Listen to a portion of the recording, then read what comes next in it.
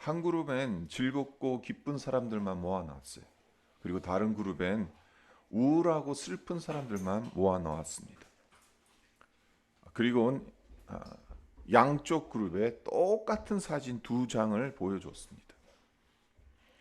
한 장은 파티에서 즐거운 시간을 보내고 있는 사람들의 모습을 찍은 사진이었고, 다른 한 장은 장례식에 모인 사람들의 애통과 슬픔이 담긴 사진이었습니다. 그런 후 두 그룹에 속한 사람들이 둘 중에 어떤 사진을 더 잘 기억하고 있는지를 조사했습니다. 그 결과가 어떠했을 것 같습니까? 첫 번째 그룹에 속했던 사람들, 즉 기쁨과 즐거움이 넘쳤던 사람들 대부분은 파티에서 찍은 사진을 더 많이 기억했다는 거예요. 그와 반면에 두 번째 그룹, 우울하고 슬픈 사람들 대부분은 장례식 사진을 더 많이 기억하더라는 겁니다. 연구자들은 이 결과를 다음과 같이 해석했습니다. 상황이 어떠하느냐에 따라 감정이 영향을 받는 것이 아니라 마음의 상태가 어떠하느냐에 따라 환경과 상황을 해석한다는 겁니다. 그래서 마음이 기쁘면 기쁨의 장면을 담은 파티 사진을 더 많이 기억하는 것이고, 마음이 우울하면 슬픔의 장면을 담은 장례식 사진을 더 많이 기억한다는 겁니다.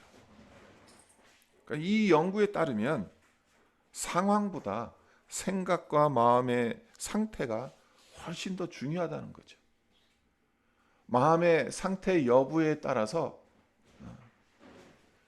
그 환경을 해석하는 것이 완전히 달라진다는 것입니다. 그렇습니다.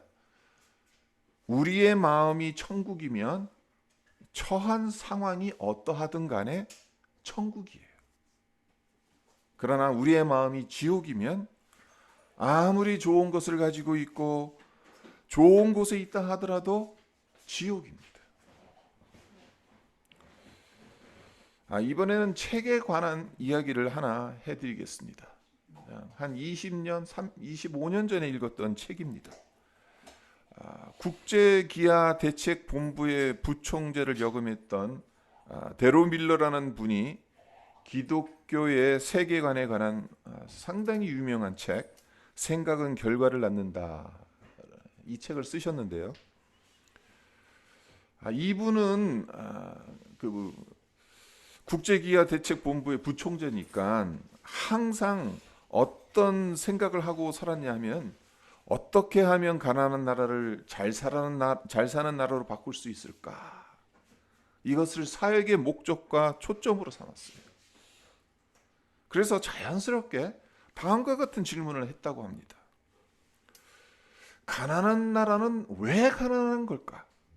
그리고 부강한 나라는 왜 부강할까? 상당히 단순한 질문인데, 이분은 이 질문을 가지고 상당히 고민을 많이 했고 수십 개의 나라를 이 답을 찾기 위해서 조사를 했어요. 그랬더니 가난한 나라가 가난할 수밖에 없는 이유, 부강한 나라가 부강할 수밖에 없는 이유를 발견하게 됩니다.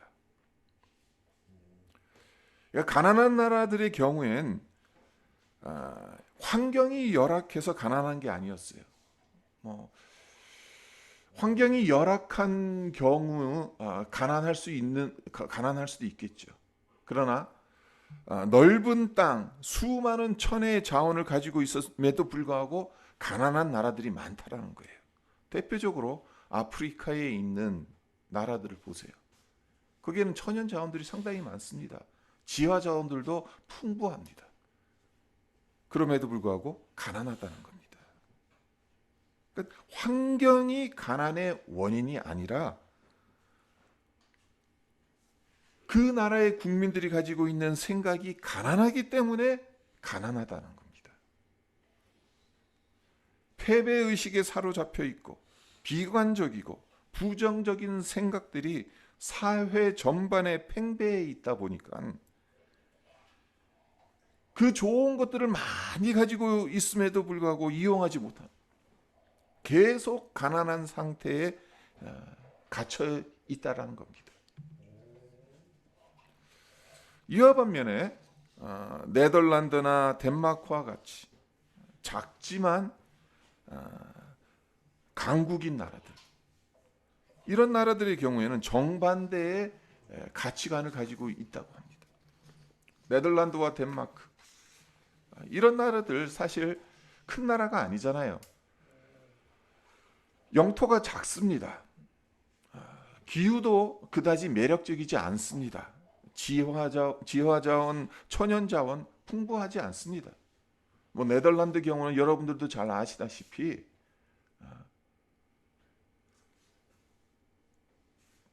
이 땅의 높이가 바다의 높이보다 낮은 곳이 상당히 많잖아요. 하지만 이런 나라들의 국민들의 생각이 어떠하냐? 긍정적이고 도전적이라는 거예요. 비록 땅덩어리가 작고 자원이 부족하다 하더라도, 환경이 열악하다 하더라도 열심히 노력하면 잘 살 수 있다, 이런 생각을 가지고 있는 겁니다.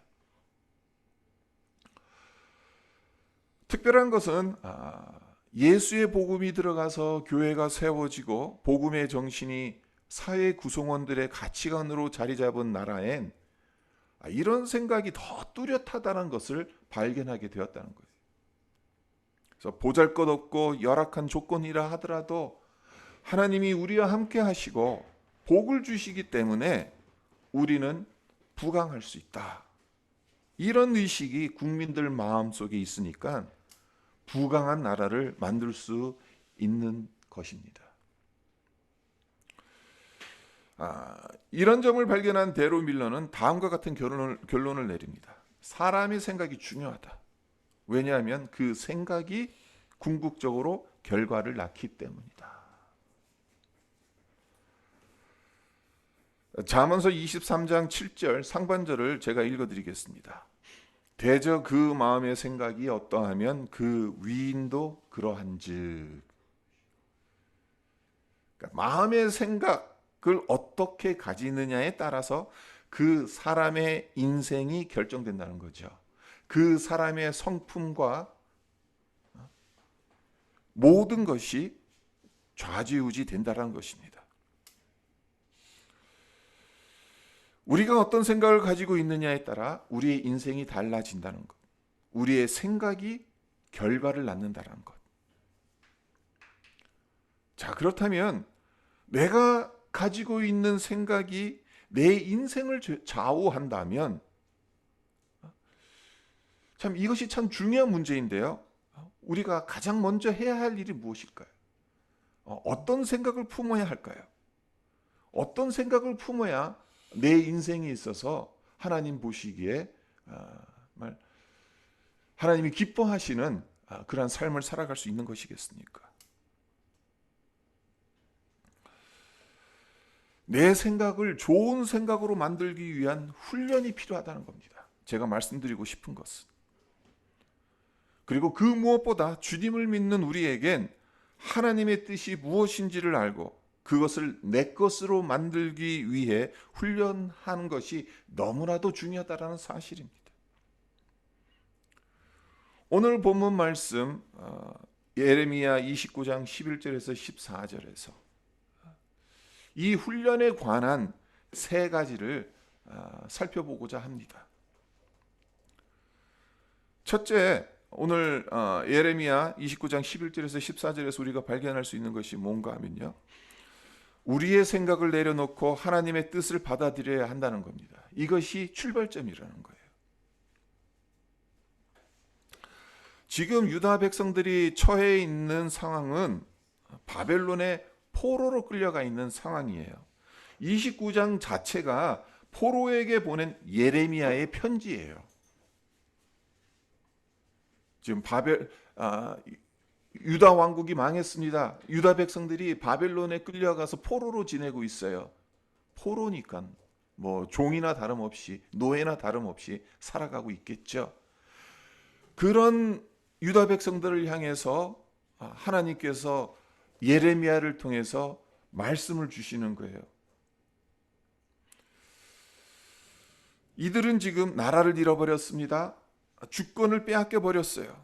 나라가 망한 지 수십 년이 지났는데도 국권이 회복될 기미가 전혀 보이지 않습니다. 그러다 보니까 이런 생각이 그들 마음속에 자리 잡게 됩니다. 과연 우리에게 내일이 있기는 하는 걸까? 여기서 노예로 영원히 살아야 하는 것은 아닐까? 부정적인 생각, 절망적인 생각에 사로잡혀 있는 거예요. 이런 절망 가운데 놓여 있는 유다 백성들을 위해서 하나님께서 예레미야 선지자를 부르신 거예요. 그리고 예레미야를 통해서 하나님의 생각이 무엇인지를 알려주시는 겁니다. 그러니까 내가 어떤 생각을 가지고 있는지 저들에게 알려주라 라고 예레미야에게 명령하고 계시는 거죠. 이것이 오늘 본문의 말씀인 거예요. 11절을 보세요. 11절을 보시면 여호와의 말씀이니라. 너희를 향한 나의 생각은 내가 하나니 평안이요 재앙이 아니니라. 너희에게 미래와 희망을 주는 것이니라. 이스라엘 백성들은 절망 가운데 있습니다. 지금 부정적인 생각에 사로잡혀 있습니다. 근데 하나님께서 말씀하시는 것이 내가 생각하는 것, 너희를 향한 나의 생각이 무엇인지 아느냐? 그것은 평안이라는 겁니다. 재앙이 아니라는 겁니다. 미래와 희망을 주는 것이다라고 말씀하고 있는 거죠.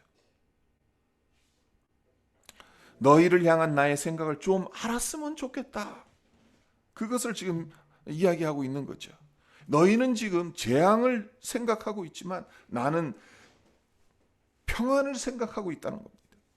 너희는 여기가 끝이라고 생각하고 있지만 나는 너희의 미래를 생각하고 있다고 말씀하는 거죠. 그렇습니다.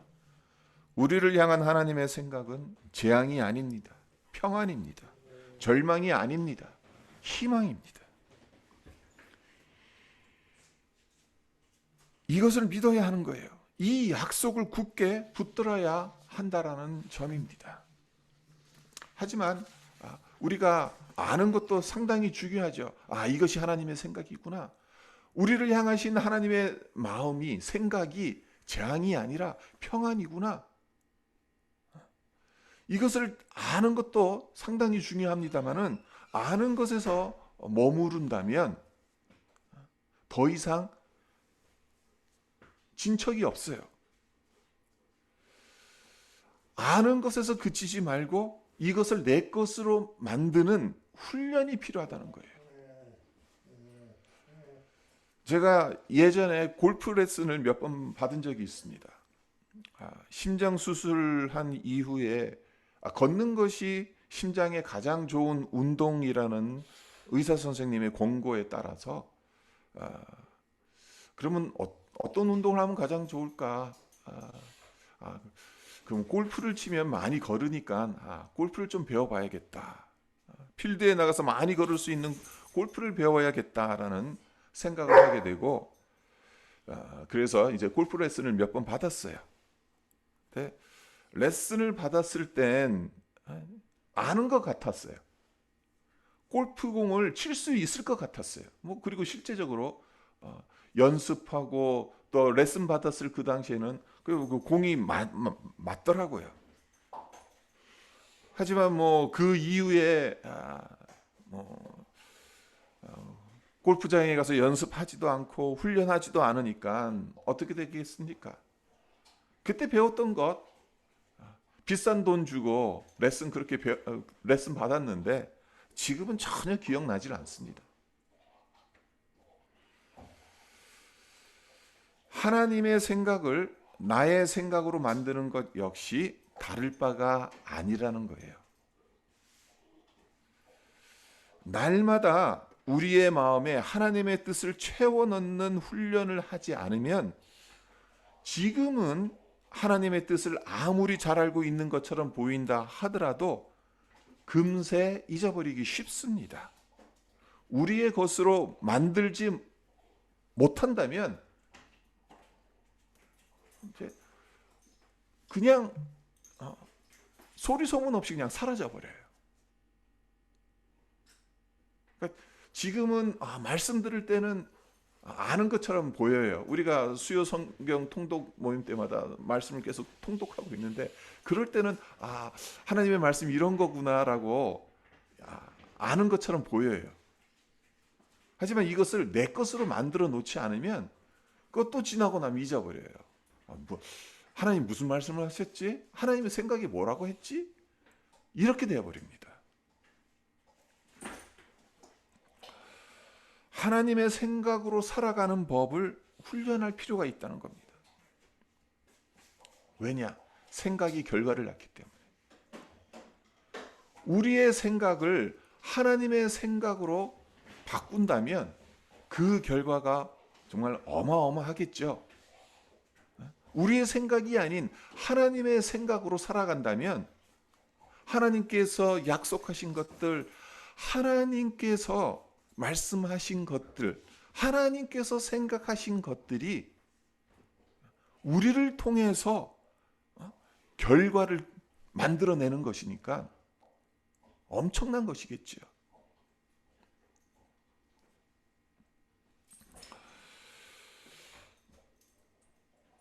그래서 가장 먼저는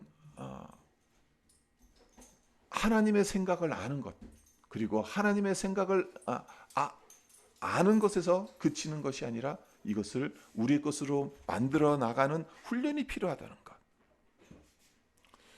그렇다면 어떻게 해야 하나님의 생각을 우리의 것으로 만들 수 있겠어요? 그 질문이 생기지 않습니까? 어떻게 해야 이것을 훈련할 수 있겠습니까? 어떻게 해야 실제적으로 하나님의 생각을 우리 마음에 새길 수 있도록 훈련할 수 있겠냐는 겁니다. 우리는 이미 그 방법을 너무나도 잘 알고 있어요. 그 비결은 기도입니다.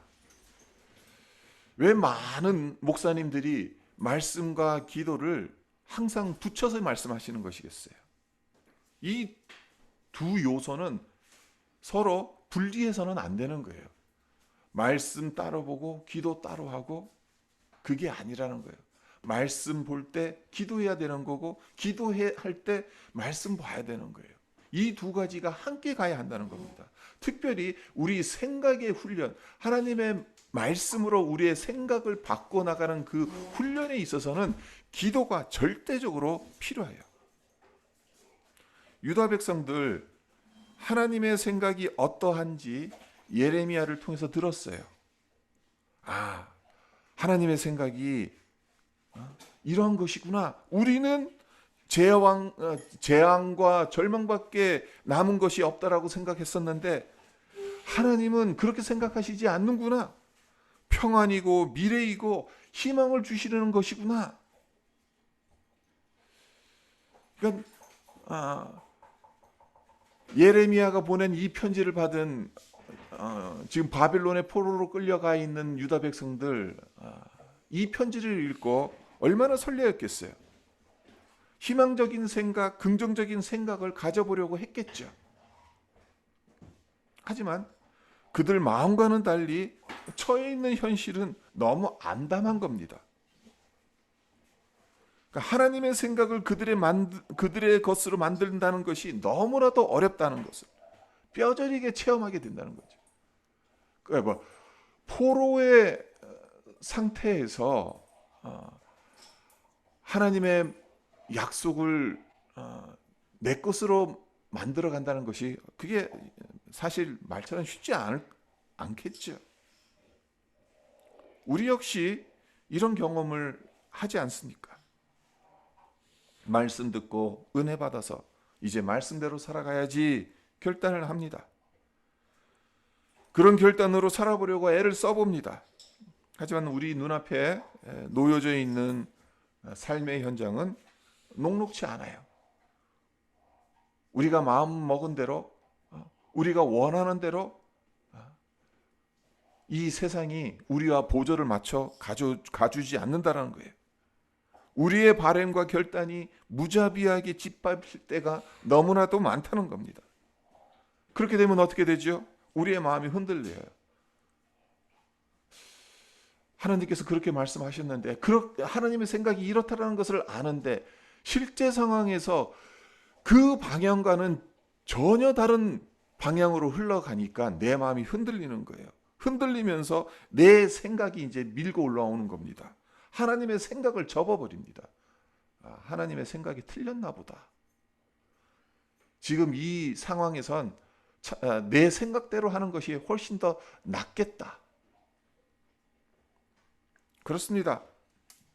상황에 흔들리지 않고 하나님의 뜻, 하나님의 생각을 우리의 마음에 간직한다는 것 여간 어려운 일이 아닙니다. 이런 우리의 연약함을 하나님께서 너무나도 잘 알고 계시기 때문에 우리에게 명령하시는 것이 기도하라는 거예요. 결국엔. 그래서 12절과 13절을 보세요. 너희가 내게 부르짖으며 내게 와서 기도하면 내가 너희들의 기도를 들을 것이요 너희가 온 마음으로 나를 구하면 나를 찾을 것이요 나를 만나리라. 하나님의 생각이 무엇인지를 말씀하시고 난 다음에 그 다음에 하시는 말씀이 기도하라. 기도해야 나를 찾을 것이고 나를 만날 것이다. 그 말씀을 하고 있다는 거예요. 우리 힘과 노력, 결단만으로는 하나님의 생각을 우리의 것으로 만들 수 없다는 것. 하나님의 도우심이 절대적으로 필요하다는 것. 하나님께서 이 점을 너무나도 잘 알고 계시는 거죠. 우리가 하나님의 뜻과 생각을 잘 알고 있다 하더라도 온전히 붙들지 못하는 연약한 존재인 것을 잘 알고 계시기 때문에 기도하라. 기도가 살 길이다. 그 말씀을 하시는 것입니다. 너희가 내게 부르짖으면 내게 와서 기도하면 내가 너희들의 기도를 들을 것이고 온 마음으로 나를 구하면 나를 찾으면 만나게 될 것이라. 하나님께서 약속하고 계시는 겁니다. 그렇습니다. 하나님의 생각을 우리 것으로 만들기 위해서 그 훈련 과정에 있어서 정말 가장 중요한 것 중에 하나가 기도라는 거예요. 기도가 절대적으로 필요하다는 거예요. 기도하지 않고 우리의 마음을 하나님의 생각으로 채워넣는다는 것은 사실상은 불가능합니다. 우리의 생각이 하루에도 수십 번, 수백 번 바뀌지 않습니까? 상황에 따라서 우리가 결단했던 것들이 이리 갔다 저리 갔다 움직일 때가 얼마나 많은지 몰라요. 근데 우리가 기도하지 않으면 우리가 마음먹은 것들이 참 쉽게 사라지기가 쉽습니다. 그래서 우리가 참 하나님 앞에 나와서 기도할 때 며칠 전 새벽 기도회 때도 그 말씀을 드렸습니다마는 기도할 때 십자가가 보여야 돼요. 기도할 때 예수님이 보여야 돼요. 기도하는 이유가 무엇이에요? 내가 걱정거리가 있어요. 기도해야 될 제목들이 있는 거예요. 고민거리가 있어요. 하나님이 들어주셔야 되는 것이 있어요. 그래서 하나님 앞에 나와서 기도를 합니다. 네, 그 기도의 궁극적인 종착점은 무엇이냐? 십자가입니다. 예수님 앞에 서는 거예요. 그렇게 될 때 우리의 마음속에 하나님의 생각으로 가득 차게 되는 것이고 그러할 때 우리의 마음속에 하나님 주시는 평안으로 넘쳐날 수 있다는 것입니다.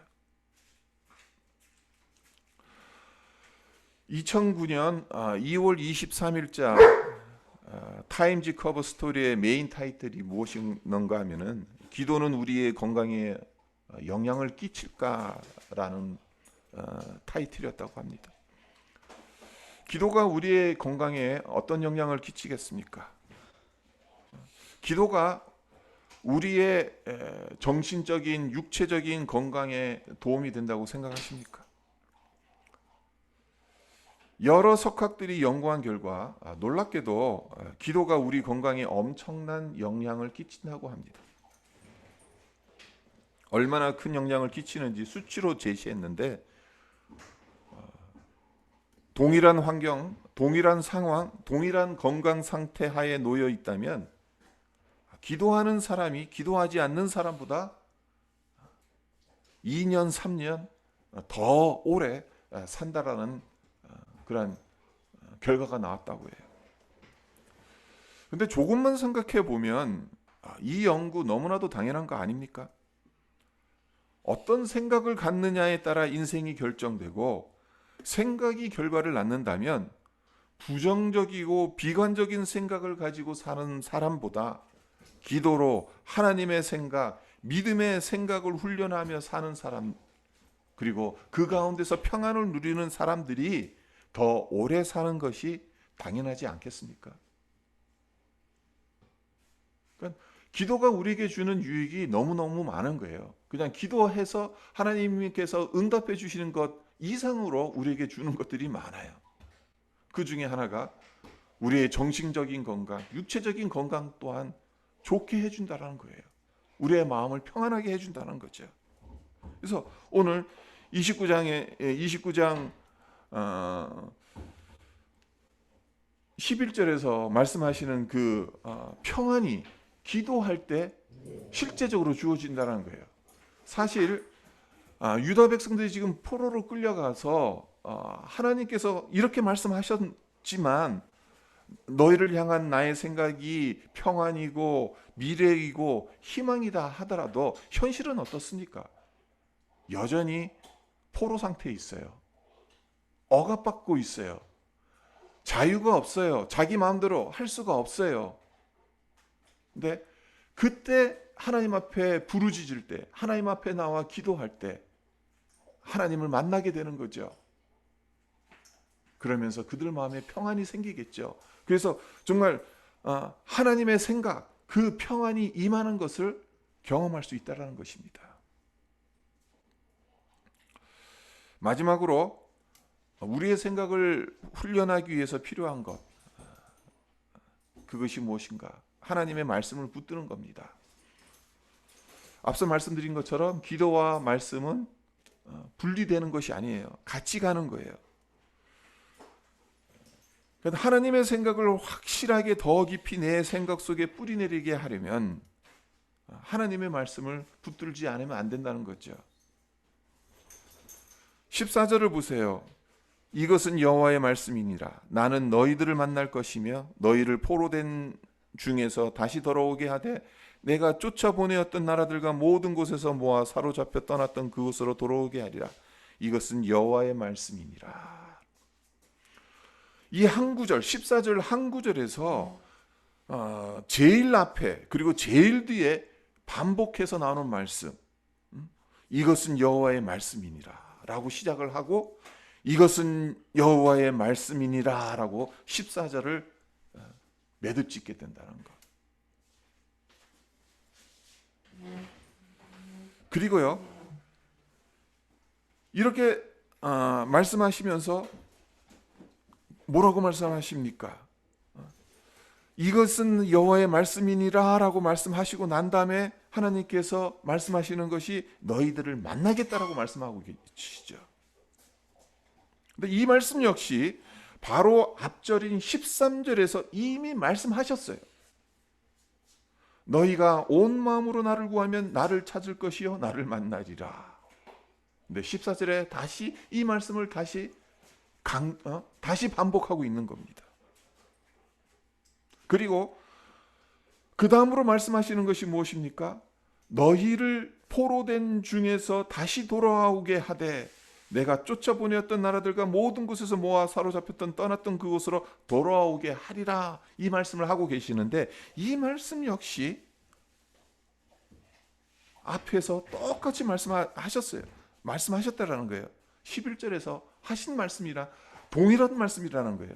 왜요? 하나님께서 너희를 향한 나의 생각을 뭐라고, 평안이고 재앙이 아니라 너에게 미래와 희망을 주는 것이다, 이것을 말씀하셨거든요. 그것을 구체적으로 말씀하시는 것이 너에게 평안이 무엇이고 너에게 주고자 하는 평안이 무엇이고 미래와 희망이 무엇이냐, 그것은 포로된 중에서 다시 돌아오게 하는 것이고 내가 쫓아보내었던 나라들 모든 곳에서 모아 사로잡혀 떠났던 곳으로 다시 돌아오게 만들어 주겠다, 그 말씀을 하시는 거란 말이에요. 그러니까 지금 14절의 이 구조가 상당히 재밌습니다. 그러니까 14절 시작을 이것은 여호와의 말씀이니라 라고 시작하면서 이것은 여호와의 말씀이니라 라고 끝맺고 있는데, 그 사이에 하나님께서 말씀하시고자 하는 그 말씀이 무엇이냐? 바로 너희들을 만난다는 것, 그것이 첫 번째고, 두 번째는 너희들 포로된 상태에서 그 상태로서 너희들 다시 돌려보내 주겠다. 근데 이것을 앞구절에서 이미 말씀하셨다라는 것을, 그것을 다시 한번 반복하고 있다라는 것. 왜 하나님께서 앞에서 하셨던 말씀 재차 반복하시는 것이겠습니까? 유다 백성들에게 확신을 심어주고자 하는 것 아니겠습니까? 이 말씀을 붙들라는 겁니다. 이 말씀을 너희 마음에 새겨 놓으라는 겁니다. 그래야 너희의 생각이 흔들리지 않는다는 것입니다. 지금 너희들이 처해 있는 상황, 현실을 보게 되면 흔들릴 수밖에 없겠지만 계속해서 이것이 내 마음이다, 이것이 내 생각이다, 이것이 내가 너에게 주는 말씀이다, 이것을 붙들라는 것이죠. 우리가 말씀을 참 많이 접하죠. 네, 말씀을 접할 때 우리 어떠한 태도로 접해야 되겠습니까? 말씀을 지식이 아닌 양식으로 접해야 합니다. 우리가 범하는 가장 큰 이 실수 중에 하나가 뭐냐면 말씀을 자꾸 지식으로 받아들이려고 한다는 거예요. 네? 말씀은 우리 영혼을 살리는, 우리의 영혼을 살찌우게 하는 양식으로 받아들여야 합니다. 그것이 우리가 말씀을 붙드는 비결이에요. 단순히 나 이제 말씀 봤고 들었고 묵상했고 공부했으니까 이제 알았다, 그게 아니에요. 이 말씀이 내 영혼을 살찌우게 하는, 내 행동 양식을 바꾸게 하는 양식이 되어야 되는 거예요. 나를 살리는 양식으로 받아들여야 한다는 거죠. 그것이 하나님의 말씀을 붙든다라는 것입니다. 늘 말씀을 가까이 해야 되는 거죠. 주야로 주님의 말씀을 묵상하면서 가까이 해야 되는 거죠. 하나님의 말씀을 그렇게 해서 하나님의 말씀을 양식으로 받아들여서 내 마음에 새겨 놓게 되면 그 말씀에 내 생각이 영향을 받게 되는 것이고, 그렇게 되면 우리의 인생이 하나님의 말씀대로, 하나님의 생각대로 빚어져 가게 된다는 것입니다. 말씀이 어떻게 우리의 영혼과 우리의 성품과 우리의 인생을 빚어갈 수 있겠습니까? 이 과정 없이 어떻게 하나님의 말씀이 우리의 모든 것을 빚어갈 수 있겠냐는 거예요. 우리 입장으로는 훈련이 필요한 거예요. 하나님의 말씀을 양식으로 받아들이는 날마다 이 훈련이 필요하다는 거예요. 사람은 본 대로 들은 대로 생각하고 행동할 수밖에 없습니다. 그러하기에 하나님의 말씀을 늘 보고 듣는다면, 그 말씀을 나의 양식으로 삼는다면 하나님의 말씀대로 하게 되는 거예요. 생각이 결과를 낳는다. 마음의 생각을 어떻게 가지느냐에 따라서 그 사람의 인생이 결정된다는 요지로 오늘 말씀을 전해드렸는데, 우리 모두 하나님의 생각은 재앙이 아니라 평안이라는 점, 우리에게 미래와 희망을 주는 것임을 먼저는 우리 마음속에 새겼으면 합니다. 하나님의 생각이 무엇인지를 분명하게 알았으면 합니다. 그리고 분명하게 안 하나님의 그 생각을 아는 것에서 그치지 않고 우리가 기도하는 가운데 하나님과 더 깊이 만나고 하나님의 생각을 더 깊이 우리 마음에 새겨서 그것이 우리의 삶 속에서 정말 경험되어지고 보여지고 느껴질 수 있는 그 자리로까지 가야 하지 않을까 그런 생각을 해봅니다. 코비드 사태가 지금 일어나서 우리가 온라인 예배를 드린 지가 거의 이제 1년이 다 돼가죠. 이제 3월 마지막 주서부터 우리가 아마 온라인 예배로 드렸던 것으로 기억이 나는데, 그러니까 이 1년을 지나오면서 참 여러모로 우리가 힘들었습니다.